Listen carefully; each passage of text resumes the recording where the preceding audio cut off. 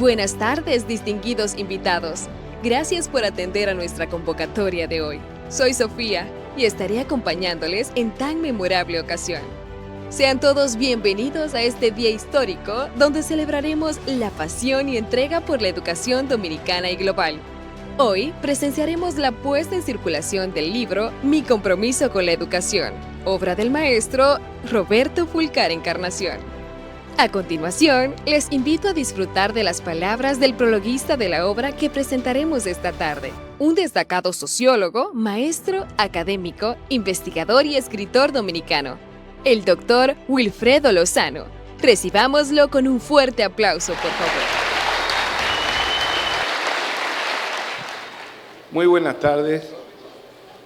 Este es un público que yo no estaba esperando esta masa, yo no sabía de ese liderazgo tan formidable, pero realmente te felicito, Roberto.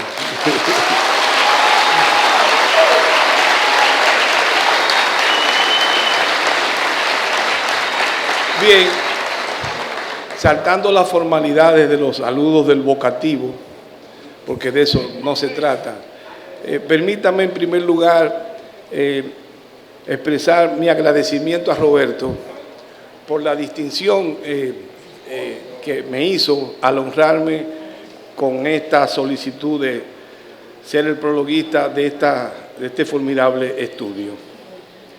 Mi misión es muy difícil en este momento porque el libro representa varias cosas, difícil de resumir en unos 5 minutos. Roberto se ha propuesto una tarea muy compleja que implica vincular lo que es la biografía del individuo con un proyecto intelectual que de alguna forma ha normado su vida, convirtiéndolo en el eje central de su quehacer público, que no es tanto la política, es sobre todo la educación. Y en ese sentido, permítanme reflexionar algunas cosas con ustedes.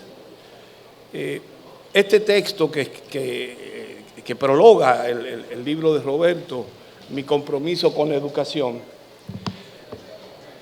es parte de una trilogía más amplia. Roberto, esto es la primera entrega que él hace de un trayecto más complejo en el que este primer texto lo que hace es que analiza y más que analizar, establece un compromiso entre la biografía de Roberto, que fue la que desde su niñez prácticamente lo condujo a ese compromiso, con lo que es de alguna manera la concepción general que poco a poco se fue armando en la cabeza de Roberto en torno al papel central que desempeña la educación en países como los nuestros. Y en ese sentido, permítanme plantear algunas ideas muy resumidas de lo que de alguna manera nos quiere comunicar Roberto en esta primera entrega de ese gran proyecto. Hay una gran tensión entre lo que es la realidad de los individuos de nuestros países en desarrollo, aunque ya nosotros no somos un país estrictamente subdesarrollado. En el lenguaje de la burocracia de la cooperación internacional, esto se llama un país de ingresos medios.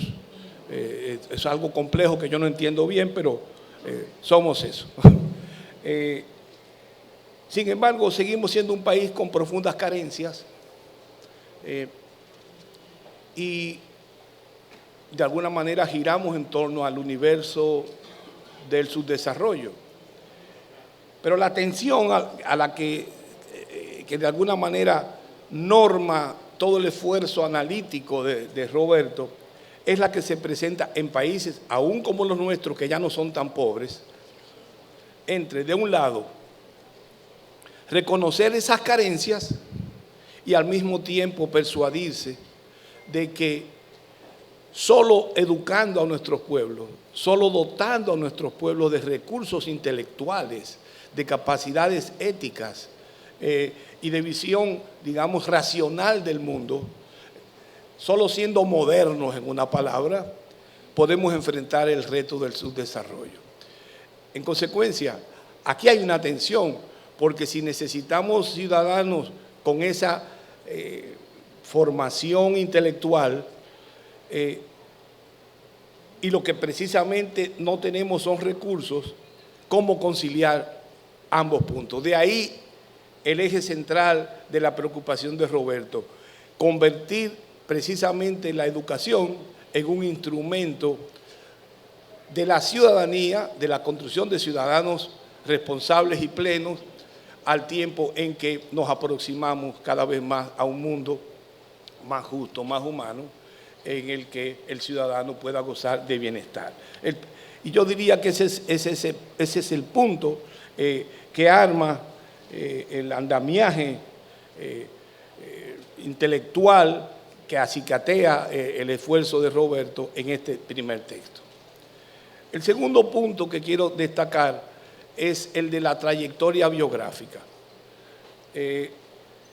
Este resumen que acabo de hacer tiene muchas páginas en el libro y la demostración de este argumento le ocupa a Roberto mucho espacio. Pero el segundo punto que quiero señalar es que en el libro se nos revela toda una trayectoria biográfica en la que poco a poco ese sujeto individual, Roberto Fulcar, fue construyendo esa cosmovisión al mismo tiempo que construía una biografía vinculada a un componente central también de la vida de Roberto, que es la función de la política. Y aquí quiero recuperar un punto que una autora como Hannah Arendt ha insistido mucho. La política no es eso a lo que estamos acostumbrados a ver en la prensa. La política es el territorio social en el que los hombres y mujeres dirimen y resuelven los problemas comunes que tienen en tantos ciudadanos. Esa es la política.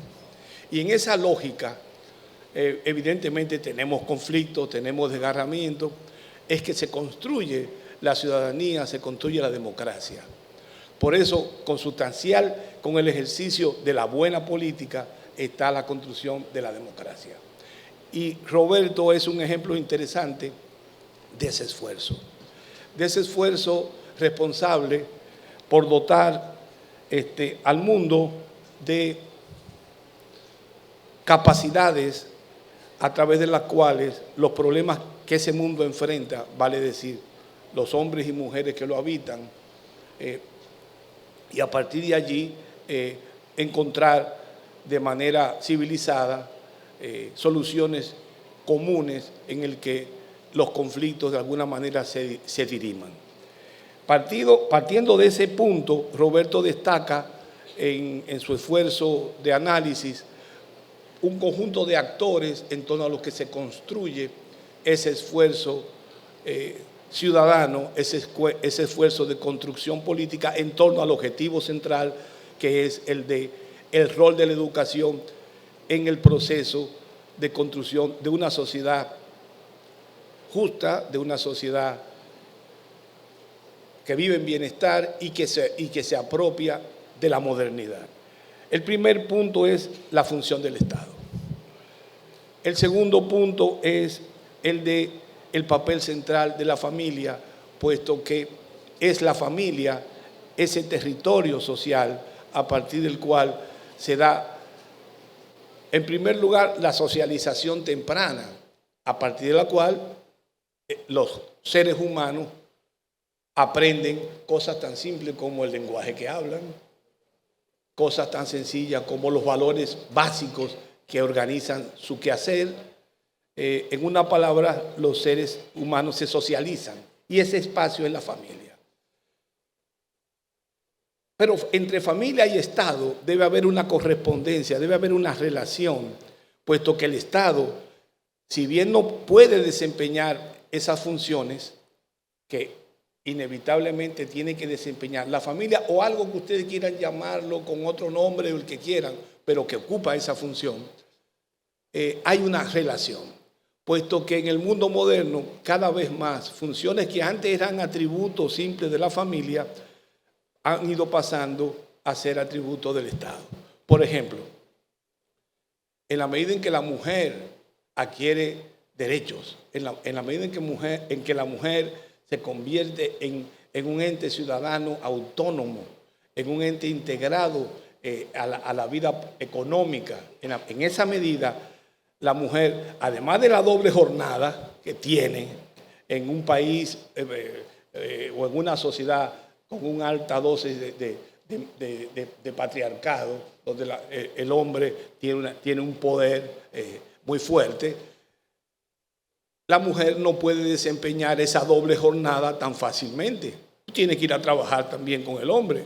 Entonces el Estado ocupa roles que antes ocupaba la familia tradicional, un punto central. Entonces el Estado se apropia de funciones como esa y comienza a desempeñar aquí una función central en ese proceso que les acababa de señalar. Pero otro segundo punto es que el Estado es el ente responsable de organizar la función de la escuela. Y Roberto lo maneja muy bien este punto. Pero hay un tercer punto que es los propios estudiantes, en que ya en el mundo moderno no podemos ver a los estudiantes como entes pasivos, como entes que simplemente son receptivos de mandatos que emanan de la autoridad familiar o de la autoridad del Estado. El estudiante debe ser visto como un ciudadano en construcción. Y Roberto hace un esfuerzo formidable por demostrar esa idea. En una palabra, el libro de Roberto es un verdadero reto y una incitación a que pensemos de otra manera la educación, a que asumamos la educación como una tarea fundamental de la vida ciudadana, del proceso de construcción de una sociedad nueva, justa, moderna y democrática. Yo quisiera felicitar a Roberto por la capacidad, cosa que yo no puedo hacer porque yo escribo unos libros gordísimos llenos de repeticiones y está muy bien sintetizado, cosa que envidio. Yo quisiera escribir un librito así, tan hermoso, tan directo, tan claro y tan, yo les diría, tan seductor. Porque desde que uno comienza a leerlo, uno queda envuelto en él. Yo me lo leí en 2 días y lo volví a leer en más de 2 días.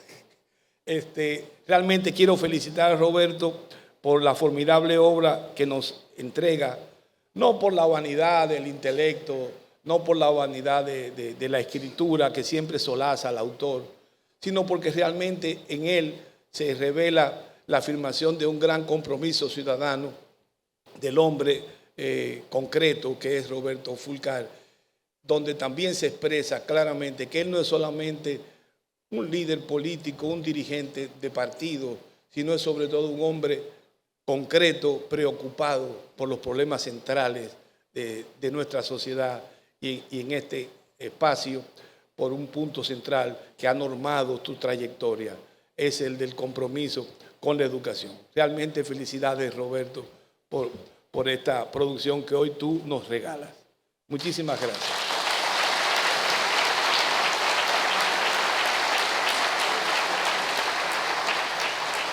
Continuamos con las palabras del autor del epílogo de Mi compromiso con la educación, el reconocido periodista, comunicador y escritor Pablo Macchini, quien nos regala su exquisito don de la palabra a través de este significativo video.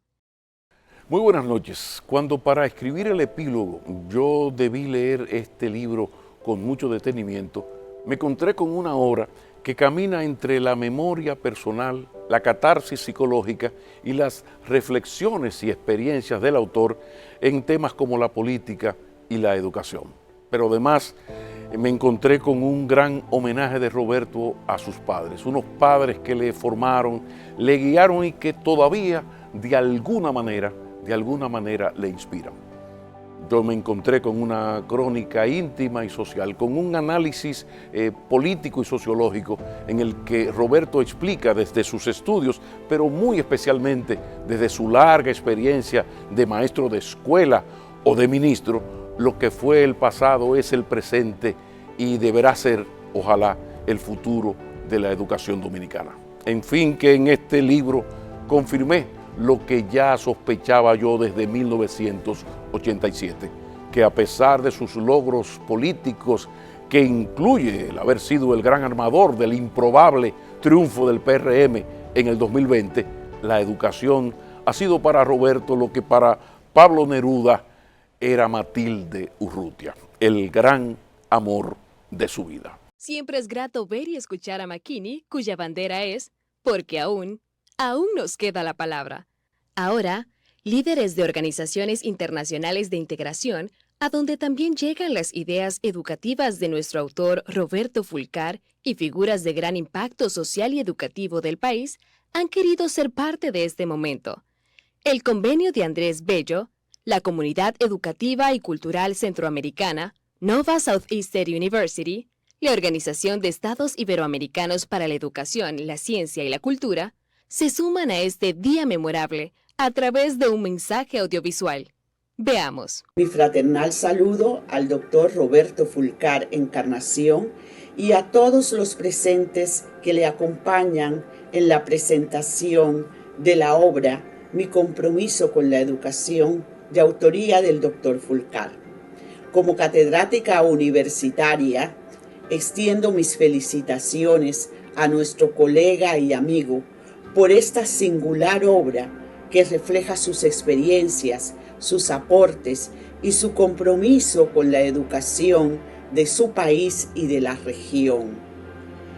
Desde la academia, esta obra guarda un significado invaluable para las futuras generaciones de estudiantes, docentes y gestores educativos.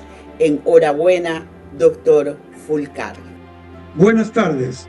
Desde la SECSIC es un honor saludarles en ocasión de la presentación del libro Mi compromiso con la educación del doctor Roberto Fulcar. Su liderazgo y visión han trascendido fronteras, consolidándolo en su momento como presidente pro tempore de la OEI, Convenio Andrés Bello y SECSICA, impulsando la integración regional y liderando proyectos clave para una educación inclusiva, equitativa y de calidad. Durante su gestión como ministro de Educación, representando al gobierno dominicano, se produjeron avances significativos, evitando la profundización de las brechas socioeducativas y logrando un salto cualitativo histórico en las pruebas PISA 2022. Celebramos este libro como un valioso referente para la educación. Felicidades. Muy buenas noches. Es para mí motivo de gran alegría el poder compartir con ustedes la presentación del libro Mi compromiso con la educación del doctor Roberto Fulcar, a quien tengo el privilegio de conocer hace 25 años. En aquel entonces había en la República Dominicana 5 doctores en educación. La visión, el liderazgo y el apoyo del doctor Fulcar abrieron puertas desinteresadamente y fueron claves para que hoy el país cuente con 230 dominicanos con un doctorado en educación de Nova Southeastern University, una prestigiosa universidad norteamericana. He tenido el honor de haber sido profesor del doctor Fulcar y su supervisor como profesor y director de tesis en República Dominicana, en Puerto Rico, en México, donde realizó un excelente trabajo. Mucho me satisface felicitar hoy al doctor Fulcar por su brillante carrera como educador en la República Dominicana y en América Latina, donde goza de gran prestigio, admiración y respeto. Muchas gracias. Mi más cordial saludo a todos y a todas, y me va a permitir que este saludo sea especialmente afectuoso y próximo hacia mi amigo maestro, ministro Roberto Fulcar Encarnación. Una persona que hoy presenta un libro en el cual yo me gustaría estar, pero por motivos de agenda es imposible, que define con su título perfectamente su trayectoria por la educación, mi compromiso por la educación. El compromiso por la educación de Roberto es un compromiso que no es flor de un día, no es una cita política ocasional, sino que es una trayectoria vital en la cual hemos podido observar que ha hecho una apuesta por la educación cuando incluso había momentos muy difíciles para la República Dominicana y para el conjunto de Iberoamérica, que fue por motivo de la pandemia de la COVID-19. Fui testigo de aquello porque vivimos y lo afrontamos conjuntamente, y de esa convivencia y de ese ejercicio solidario surge mi reconocimiento y amistad hacia él. Por todo esto le felicito a Roberto, le agradezco esta aportación, una aportación valiosa para todos aquellos que también compartimos este compromiso por la educación, y yo como secretario general de la Organización de Estados Iberoamericanos, la OI, el organismo decano del sistema de cooperación y el que mayor presencia y actividad en la región, vengo con estas palabras solamente a sumarme a ese reconocimiento y ese aplauso que seguro, de certeza, es compartido por muchos y por muchos. Ahora les invito a conocer al protagonista de esta obra, quien ha inspirado a muchos a generar un liderazgo trascendente y que desde sus orígenes hasta hoy viene construyendo un compromiso que lo mueve a seguir luchando por una nación cada vez más justa, inclusiva, próspera y feliz. Conozcamos un poquito de la impactante trayectoria de quien nos convoca esta noche, el doctor Roberto Fulcar Encarnación. Roberto Fulcar Encarnación es un destacado educador dominicano, activista social, académico, consultor, dirigente político y cultivador del futuro. Es graduado de maestro normal primario, técnico en educación, licenciado, especialidad, maestría y doctorado en liderazgo educacional. Ha sido maestro en todos los niveles y modalidades de la educación, desde preprimaria, inicial, básica y media, hasta superior y postuniversitaria. Ha sido asesor de tesis de maestrías y doctorados en 9 universidades dominicanas y extranjeras. Es planificador estratégico, investigador, evaluador y auditor líder de sistema de calidad. Además, ha sido expositor y conferencista en distintos lugares de la República Dominicana y otros países, como Uruguay, Argentina, Chile, Puerto Rico, Panamá, Colombia, México, Curazao, Francia, Suecia, Estados Unidos y España. Por décadas ha sido un reconocido activista social, habiendo organizado y dirigido diversas organizaciones sociales, gremiales, de derechos humanos, académicas y culturales. Fue fundador del Instituto para el Fomento de la Educación, la Democracia y el Desarrollo en 1999, así como mentor de su Escuela de Liderazgo Trascendente.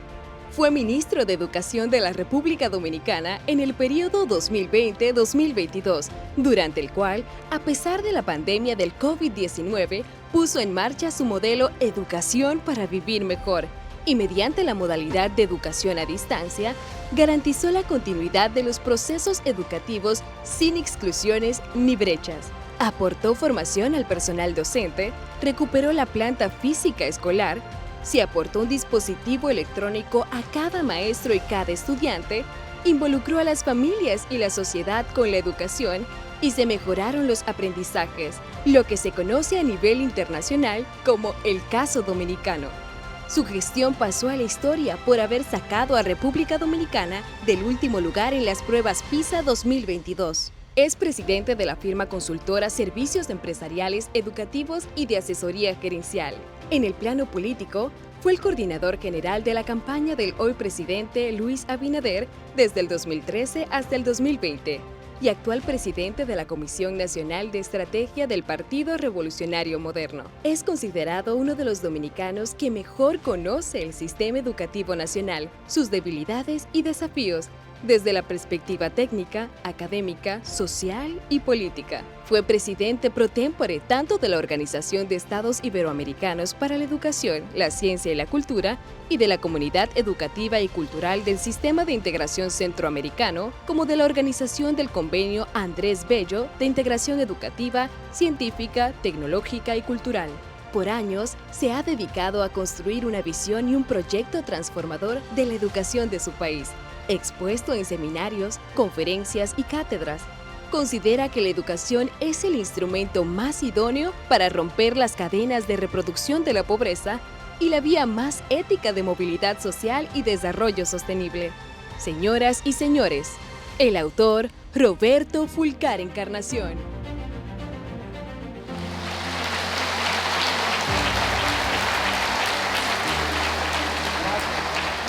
Muchas gracias. Gracias, Sofía, por esa magistral maestría de ceremonia. Gracias a usted y a su visión del futuro por hacerme parte de este día histórico para nuestro país. Solo espero que las maestras de ceremonia no se vayan a enojar conmigo o con usted.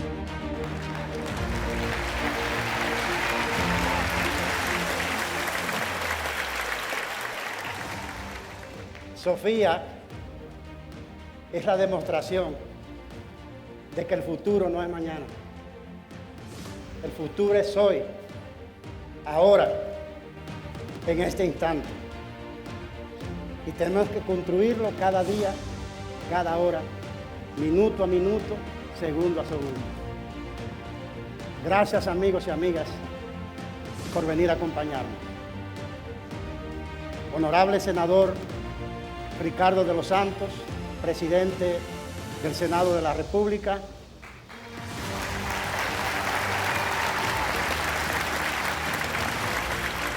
Honorable diputado Alfredo Pacheco Osoria, presidente de la Cámara de Diputados.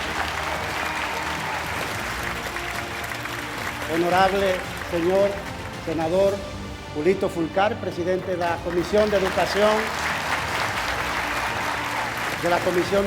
del Senado. Honorable diputado Norberto Ortiz, presidente de la Comisión de Educación de la Cámara de Diputados. Profesor Santiago Porte Soler, presidente de la Cooperativa Nacional de los Maestros. Compañero y hermano Franco de los Santos, presidente del Frente Magisterial del Partido Revolucionario Moderno. A través del presidente del Senado y del representante coordinador de la Comisión de Educación, saludo a todos los amigos senadores que nos honran esta noche con su presencia. Y a través de Alfredo Pacheco, saludo a todos los amigos y compañeros diputados. Aquí están los voceros diputados de todos los partidos políticos, lo que me honra.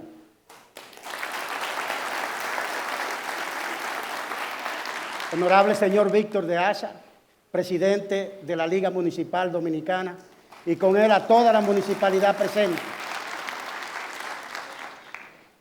Queridos amigos dirigentes del Partido Revolucionario Moderno, de su dirección ejecutiva, funcionarios del Gobierno Central, del Poder Legislativo, honorables miembros del Poder Judicial, amigos del cuerpo diplomático y consular, embajadores, educadores, intelectuales, escritores, educadores, amigos y amigas. Yo tenía 4 años cuando mis padres decidieron que mis 2 hermanas mayores, Margarita y Ledy, se inscribieran en la escuela. A mí me faltaba todavía 1 año para la edad escolar, yo solamente tenía 4. Pero le pedí a mi papá dejarme ir, decía yo, para cuidarlas, a las hembras. Obviamente ellas se irritaron, pero mi padre aceptó. Más por la negativa de ellas, que nunca él aceptaba, que por la petición que yo le hacía. En la escuela me recibieron, pero no me inscribieron. No me inscribieron oficialmente porque no tenía la edad requerida. Pero eso no era relevante para mí. Lo relevante para mí era estar ahí con más muchachos, porque si no estaba ahí con más muchachos, ese tiempo lo iba a pasar, pero con los animales, en la finca, en el conuco. Aunque tuviera que recorrer una distancia de 3 kilómetros, 6 de ida y 6 de vuelta, cada día, desde y hacia mi casa, que era mi casa, una techada de zinc y con tabla de palma y piso de tierra. Al finalizar el periodo escolar, ese año escolar, el profesor se disponía a impartir exámenes. Se asustarán los educadores que están aquí. Pues miren que sí. Entonces se examinaban en primer grado. Y ahí comenzó esta lucha mía que traigo al hombro a no sé cuántas caídas en favor de la educación. Yo entré en crisis ese día. A mí no me tocaba examen porque yo no estaba inscrito oficialmente. Entonces, le hice un rebú al profesor exigiendo que a mí había también que examinarme porque yo había echado mi año completo como los demás en la escuela. Y el profesor Alejandro Pérez, porque tuve 3 profesores en ese año escolar y los 3 eran Pérez. La primera se llama Celia Pérez y ella enfermó. Y entonces dejó como sustituto a su hermano León Pérez. León Pérez era un tipo alto, elegante, pero sumamente escuálido y flaco, tanto que se le torcían las piernas. Al final del año escolar, él salió del campo para venir a estudiar y dejó a su primo Alejandro de sustituto. No habían entonces muchos maestros graduados. Y Alejandro, con quien hice una buena química, finalmente accedió a darme el examen, ganando yo con ese examen, que no sé cómo lo aprobé, el derecho de pasar a segundo grado de primaria.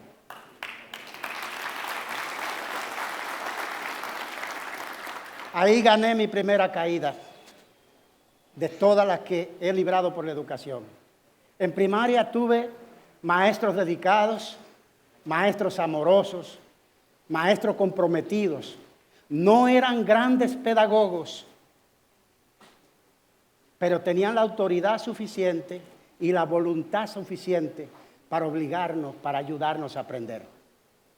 De hecho, no sé si pudo llevar por la lluvia, pero aquí había invitada a una de ellas, la profesora Eugenia Jiménez Viuda Pérez, doña Chila, mi profesora de 4º grado, a quien recuerdo y quiero permanentemente y visito de vez en cuando. Y así llegamos a la secundaria, donde tuvo lugar la segunda caída mía. Tal vez, esa fue la caída sin retorno. Esa mañana estaba yo junto a mi cohorte, sentado en el aula del segundo B del Liceo Luis Barionela, donde estoy, en el municipio del Cercado, provincia de San Juan. Eran las 10 en punto de la mañana. Correspondía salir al recreo, pero se presentó una visita. Se trataba de una comisión de la Escuela Normal Urania Montaz de San Juan de la Maguana, con la misión de motivar a jóvenes destacados que aceptasen examinarse para estudiar, de ser aprobado, magisterio en la Escuela Normal Primaria. Esos estudios eran en el sistema de internamiento de internos y bajo la condición de becados. Obviamente pagando, yo no podía ir. Yo, sin embargo, porque casi nadie quiso, convencí a mi amigo, a Jorge Berigüete, por razones muy estratégicas, a que fuéramos a San Juan de la Maguana a tomar ese examen, porque él tenía una motocicleta. De manera que tomamos el motor, lo montamos y recorrimos 36 kilómetros de una carretera rota, llena de piedra y también polvorienta, como sabe muy bien el ministro del INE. El panorama no era nada alentador. Cuando llegamos había allí, papeles en mano, alrededor de 600 jóvenes para examinarse, para obtener una beca, lo que reducía significativamente las posibilidades que teníamos 2 rurales como Jorgito y yo. Pero bien, tomamos la prueba porque nada perdíamos. ¿Y saben qué? De esos más de 500 que se examinaron, Jorgito y yo estuvimos entre los 66 que pasamos.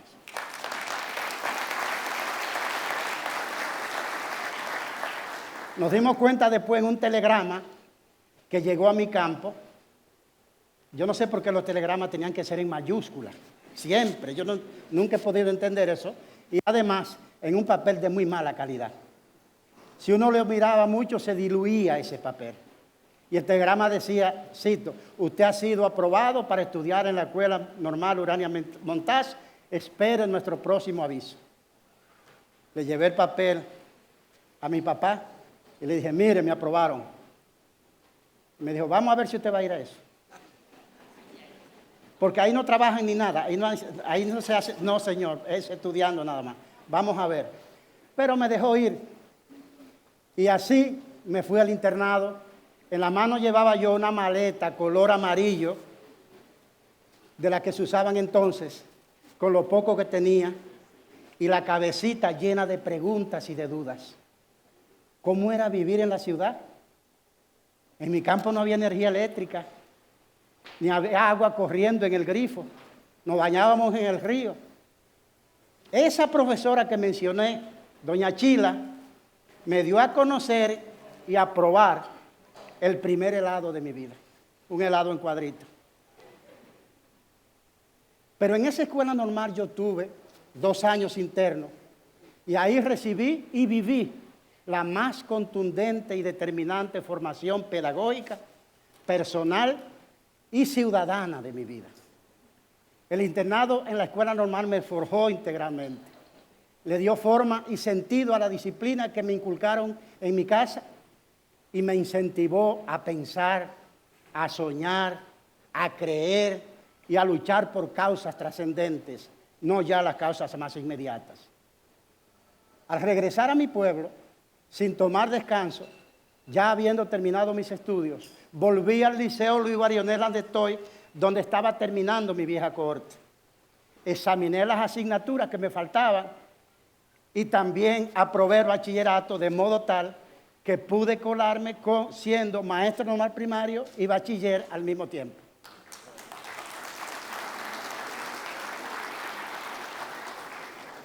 Pero les cuento que recibí otro golpe en el camino. Y ese de verdad, ese golpe me dolió.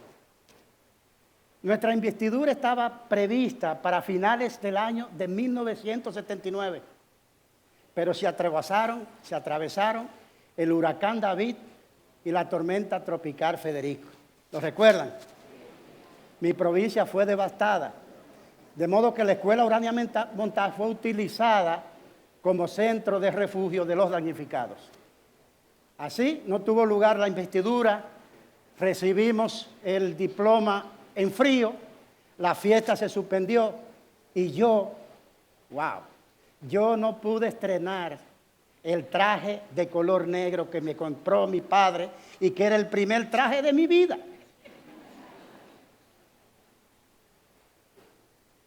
Pero estaba graduado.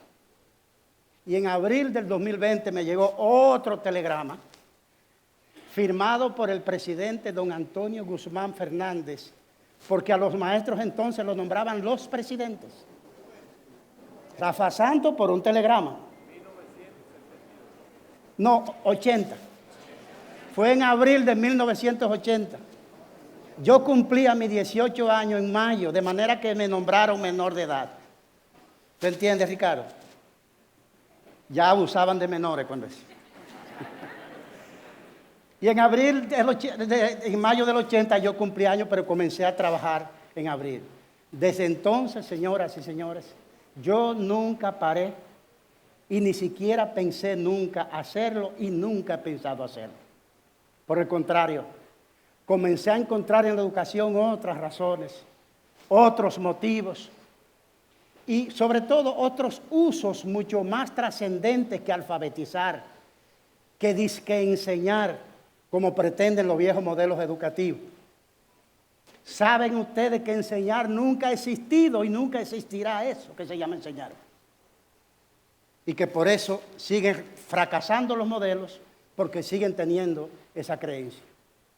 Yo fui encontrando en la educación una bandera de lucha, una excusa, un instrumento, una espada y una razón de vida que me mueve hasta hoy. Una idea, la de que todo lo bueno que queremos para nuestro país debe contar con la educación para que prenda, para que llegue a todos y para que sea sostenible.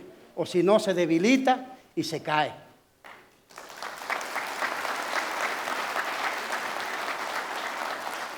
Si mis padres no me hubiesen enviado a la escuela aquella vez, y si yo no hubiese reclamado mi derecho a ser examinado como los demás en el primer grado, a pesar de mi edad incompleta, si no hubiese accedido a la motivación para irme examinado e ir a la Urania, yo no estuviera conversando esta noche de febrero con ustedes, sino que probablemente estuviera en mi campito, disfrutando de los muchísimos nietos, de los 12 hijos que entonces yo pensaba que iba a tener. Porque les cuento que nos reuníamos los muchachos de mi campo a pensar la vida futura. Y yo decía, yo voy a tener 12 hijos. Y entonces la carretera pasaba por el frente de mi casa. Cuando yo vaya a salir con ellos, compro un pito, lo sueno para que los carros se paren y yo paso con mi récord de muchacho atrás. Pero aquí hay 3 que son suficientes, valen más que 100 hijos, que son Saúl, Roberto, Rosa Neferti y Rodrigo, de quienes estoy orgulloso.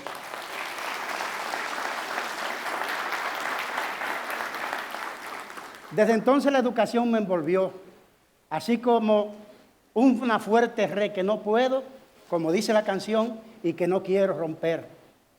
Después de que me convencí de que es ella, la educación, el instrumento más idóneo para romper la cadena de reproducción de la pobreza, de la exclusión y de la marginalidad, y también la vía más ética y moral para lograr movilidad social y para lograr desarrollo sostenible, cada día me aferro más a la idea de que el futuro de nuestros países, de los países subdesarrollados, el futuro de nuestro pueblo, el futuro de nuestras naciones, en ausencia de grandes capitales y en ausencia de grandes recursos naturales, es indefectiblemente la educación.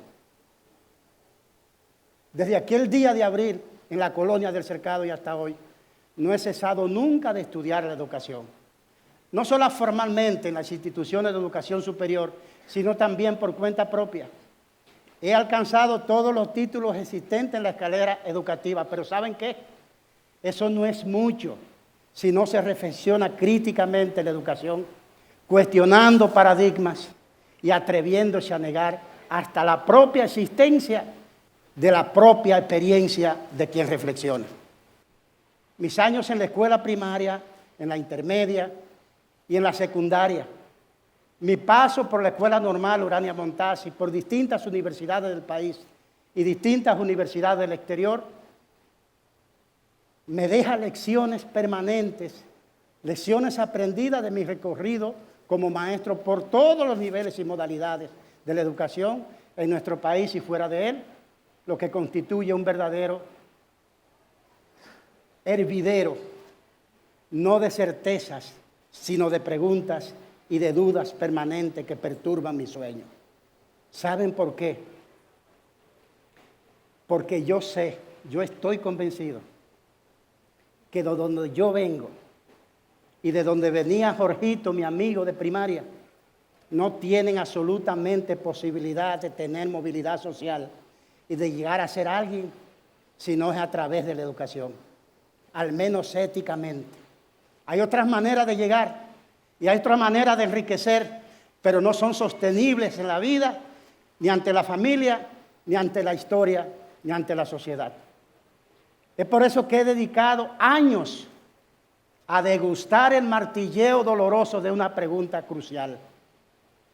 Y esa pregunta crucial es la siguiente: ¿por qué no logramos calidad de la educación en República Dominicana, en América Latina, en Iberoamérica y la mayoría de los países del mundo? ¿Por qué?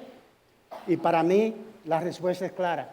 Los modelos educativos presentes se volvieron obsoletos, se quedaron atrás y ya no funcionan más. No importa si se le invierte todo el presupuesto de las naciones y de los estados. No, amigos míos, no funcionan más y no van a lograr calidad, aunque le pongamos todo el dinero que le pongamos. ¿Saben por qué?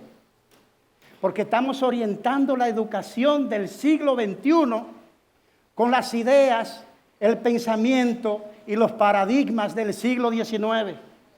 Son 2 siglos de puente que tenemos entre la calidad y el atraso, entre el avance y el pasado. La República Dominicana es un ejemplo de eso. Pensábamos que era porque educación fue siempre la cenicienta del presupuesto nacional y se le invertía poco dinero. ¿Y qué ocurrió? Gracias a una portentosa lucha de la sociedad dominicana, se hizo el acuerdo en el 2012, el Pacto por la Educación, y en el 2013 se aplicó por primera vez en el gobierno del presidente Danilo Medina el 4% del Producto Interno Bruto a la educación. Se suponía que quedaban resueltos todos los problemas, pero no. ¿Y por qué no quedaron resueltos los problemas? ¿Por qué ese aporte del 4% encontró al país sin un plan en que aplicarlo? Yo vi un día a un ministro celebrar que había gastado mucho, que había logrado gastar mucho. No que había logrado propósitos educacionales. Y mucha gente viva de este país agarró su alforja y fue al Ministerio de Educación a llenarla con los recursos del 4% para educación. Por eso, cuando nos sometimos a la prueba PISA en el 2015, ya con 3 años de aplicación del 4%, quedamos en el último lugar del mundo en todo lo que se nos evaluó. Y algunos decían, bueno, solo son 3 años. Bien, compremos esa idea. Pero volvimos a evaluar en el 18, ya no eran 3, ya son 6, y 6 no es poco. Sobre todo para quienes dicen que la lucha por la calidad de educación es una lucha de larguísimo plazo. Díganle que yo le dije que eso no es verdad ya hoy. Eso era antes de la revolución tecnológica, de la inteligencia artificial y de la profusión del conocimiento y de la ciencia en el mundo. Hoy se pueden lograr cambios rápidos y significativos que se pueden medir en la educación haciendo lo correcto. Y nos medimos en el 18 en prueba PISA. ¿Y qué pasó? Que en esa medición del 18 no solamente no avanzamos, sino que quedamos peor que el 2015. Era la más vergonzosa y estrepitosa derrota moral para la República Dominicana. Después nos tocó llegar a educación en el 2020 y correspondía evaluación de PISA por 3ª vez en el 22. La gente que me quiere mucho me dijo, Roberto, si nos sometimos a PISA en el 15 en condiciones normales y nos quemamos y después en el 28 en el 18 ya con 6 años del 4% quedamos peor, ¿cómo pretendes tú someter al país a la evaluación de PISA en medio de la pandemia del COVID-19? Y mi respuesta fue con la sencillez de un labrador. Si sientes calentura y vas al hospital, te ponen el termómetro y te detectan fiebre, la solución no es romper el termómetro, es curar la fiebre. La evaluación no tiene la culpa de lo que nos pasa. La evaluación es la responsable de decirnos lo que nos está pasando. Por eso propugno por cada vez más evaluación, más supervisión, más acompañamiento, más control y más investigación científica. Y dije, vamos a PISA, y que sea PISA que no diga cómo estamos hoy. Si estamos peor que en el 18, igual. Bueno, pues ¿saben qué? Fuimos a PISA, nos medimos en los 3 ámbitos que midió PISA, matemática, ciencia y lengua, lectura especialmente, y mejoramos con relación a nosotros mismos y a otros países en los 3 ámbitos.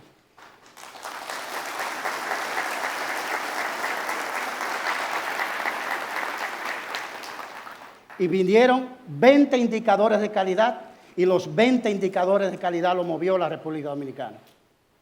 Pero no lo movió porque el ministro era buen mozo, que no lo es evidentemente. Los movió porque estamos aplicando un modelo diferente. El modelo educación para vivir mejor, que es el que propongo y que es el que me ha motivado después de años a escribir. Este libro se comenzó a escribir en el 2021. El deterioro de mi salud me obligó a parar porque no tenía fuerza para escribir. Y lo retomé después de recuperar mi salud. Pero me resultó demasiado grande. Ya nadie anda debajo del brazo con un libro de 1000 páginas. ¿Verdad, Pablo? De manera que lo dividí en 3, del cual este es el primer tomo que se llama Mi compromiso con la educación. El segundo, que ya está en término, se llama Esa educación que no merecemos, que es una crítica a la educación actual en América Latina y en el mundo. Y el tercero es mi propuesta de paradigma, educación para vivir mejor.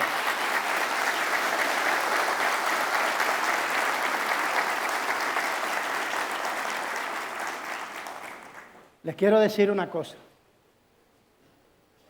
Ningún proyecto, ningún plan de desarrollo, ninguna estrategia, ningún compromiso va a lograr transformar a la República Dominicana sin un sólido proyecto educacional, de compromiso serio, ideológico, ético, político y moral. En un país en el cual la retranca suele ser gobierno. Y hay gente que desde 1984 está presente donde quiera que se dice lo que hay que hacer para mejorar la educación, pero nunca mejora. Quiero decir, hay gente cuyo oficio es decir cómo se mejora la educación que no sirve. O sea, si la educación mejora, el que vive del oficio de decir cómo mejora, pierde rentabilidad. ¿Me comprenden? No. Parece que no es lo suficiente. O sea, el dueño de la funeraria, que es un hombre cristiano, no quiere que nadie muera, pero no quiere que su negocio fracase. Si la gente no se enferma, quiebran las farmacéuticas. Hay gente en este país que vive de ser retranca para que las cosas ocurran. Hay gente con la que no se hace consenso para lo positivo, para lo bueno, para lo trascendente. Hacen consenso solo para lo personal, para lo económico y para lo inmediato.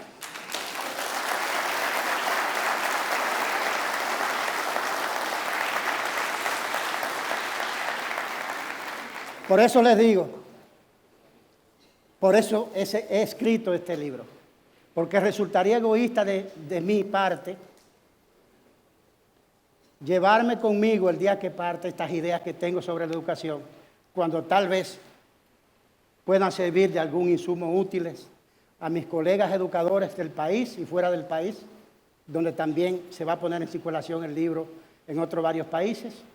Y yo pienso que es absolutamente ético compartir las ideas. Por eso les pido que los lean. Y sobre todo les pido que me den sus críticas para seguir creciendo, para crecer juntos. Y que sepan que la solidez que tenemos de la visión de transformar la educación no es sino parte del compromiso que tenemos con la transformación de nuestro país, que es lo que mueve a todos ustedes y que es lo que me mueve a mí. Gracias por venir, gracias por compartir esta ocasión. Estoy infinitamente agradecido. Gracias.